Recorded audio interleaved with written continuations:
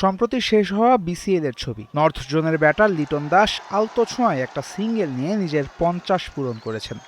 জানলে কি অবাক হবেন, গেল আড়াই বছরে এই ফরম্যাটে লিটনের মাত্র চতুর্থ 50 এটা। সেও কিন্তু আন্তর্জাতিক ক্রিকেটে নয়, 2024 ডিপিএলে করেছিলেন 150, 25-এর প্রিমিয়ার লিগে 2টা আর 26-এর বিসিএলে করলেন 150। ফলস্বরূপ ওয়ানডে থেকে বাদও পড়েছিলেন লিটন দাস। শেষ 2 বছরে 6 ওয়ানডে খেলে করেছেন মাত্র 6 রান।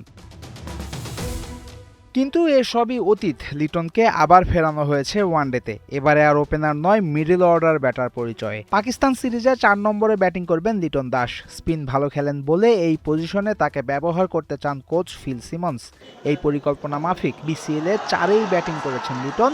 স্পিন যে ভালো খেলেন দিয়েছেন সেই প্রমাণ। একজন মিডল অর্ডার ব্যাটারের দায়িত্ব পুরোপুরি পালন করে ম্যাচ শেষ করেও উঠেছেন তিনি।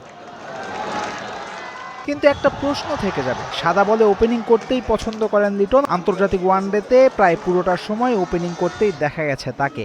এমন সময় হুট করে মিডল অর্ডারে শিফট হলে কি সফলতা আসবে? প্রথমত, টেস্টে যেহেতু লোয়ার মিডল অর্ডারে খেলেন লিটন, তাই পজিশনটা খুব একটা নতুন হবে না তার জন্য। দ্বিতীয়ত, আন্তর্জাতিক ক্রিকেটে জায়গা বদল করে সফল হওয়ার আছে একাধিক উদাহরণও।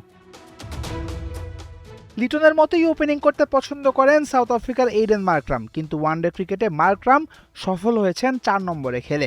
ওপেনিংয়ে 36 গড়ে ব্যাটিং করা মার্করাম 4-এ ব্যাট করেন প্রায় 43 গড়ে। ক্যারিয়ারের 4 সেঞ্চুরির একটা মার্করাম করেছেন ইনিংস শুরু করতে নেমে, আর 3টা সেঞ্চুরি এসেছে 4 নম্বরে। রোহিত শর্মাও জায়গা বদলেই হয়েছেন বিশ্ব সেরা ওপেনারদের একজন।